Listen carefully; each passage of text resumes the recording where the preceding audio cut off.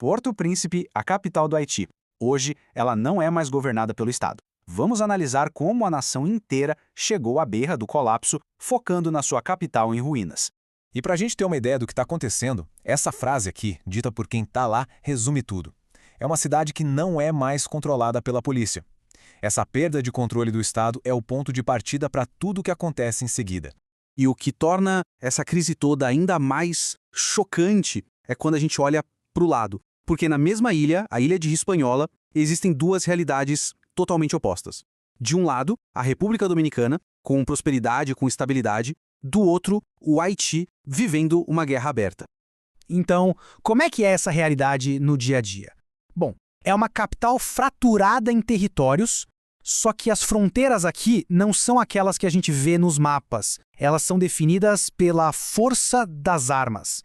São mais de 200 gangues armadas operando só em Porto Príncipe. O que aconteceu foi que o Estado entrou em colapso, deixou um vácuo de poder e esses grupos organizados simplesmente preencheram esse espaço. Eles não só existem na cidade, hoje eles governam a cidade.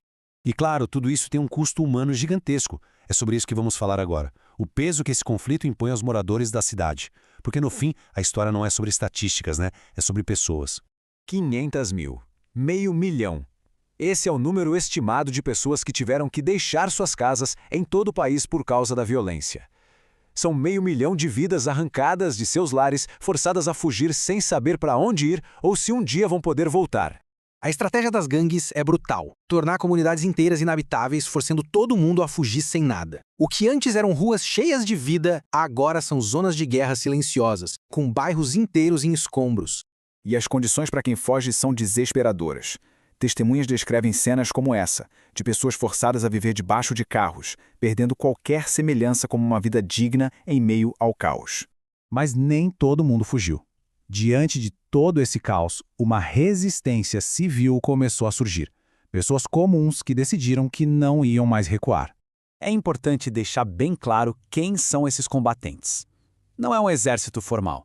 São cidadãos, pessoas comuns, mecânicos, agricultores, pais de família, que foram levados ao limite e pegaram em armas para defender seus próprios bairros. A motivação deles é simples e muito poderosa, a defesa dos seus lares e das suas famílias. Eles acabaram se tornando a última linha de defesa onde o Estado não existe mais. Para se proteger, eles criaram sua própria infraestrutura de segurança. Montaram postos de controle nas entradas dos bairros, revistam pessoas procurando armas, checam documentos, se encontram suspeitos de pertencer a gangues, eles os entregam à polícia, ao que resta dela. Na prática, eles se tornaram a lei em suas comunidades, controlando quem entra e quem sai, numa tentativa desesperada de manter a paz. Agora, vamos mudar o foco e olhar para o outro lado do conflito para entender como operam as gangues que controlam a maior parte da capital. Os números são impressionantes. As gangues hoje controlam entre 80% e 95% da cidade e de sua infraestrutura crítica.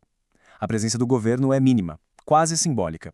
E não estamos falando de criminosos aleatórios. A principal força é uma coalizão chamada Viva Sam, e ela é liderada por um ex-policial, o Jimmy Barbecue Charresier. Esse é um ponto crucial. A liderança vem de alguém que conhece as táticas do Estado. Muitos membros são bem jovens, se juntam por medo ou por falta de opção, e há relato de que são armados por policiais corruptos e usados por políticos. É uma força muito organizada e com raízes profundas. Isso tudo leva à pergunta mais importante: como o Haiti chegou até aqui? Como o primeiro país negro independente do mundo chegou a este ponto de colapso? A resposta não é nada simples, claro.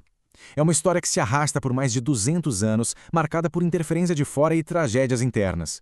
Essa linha do tempo mostra bem essa história longa e dolorosa. Começa com uma dívida de independência paralisante imposta pela França, passa por invasões, desastres naturais como o terrível terremoto de 2010 e instabilidade política, culminando no assassinato do presidente em 2021. Foi uma série de eventos que foi destruindo o Estado, criando as condições perfeitas para a crise que vemos hoje. E esses fatores históricos não são só coisas do passado. Eles criaram um ciclo vicioso de corrupção e violência que se retroalimenta até hoje.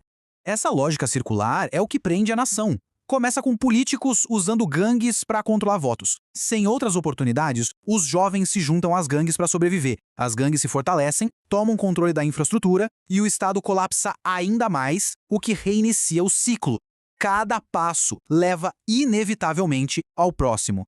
E essa citação aqui é muito reveladora. Vindo de um líder de gangue, ela mostra um reconhecimento de que só uma força superior pode quebrar esse padrão, mesmo que essa força venha a ser usada contra eles. É quase um anseio por ordem, vindo da própria fonte do caos. E isso nos deixa com uma reflexão final, e bem provocadora. Em uma nação sem Estado, quem tem o poder de quebrar o ciclo? A resposta não é clara, mas a pergunta é, talvez, a mais importante de todas.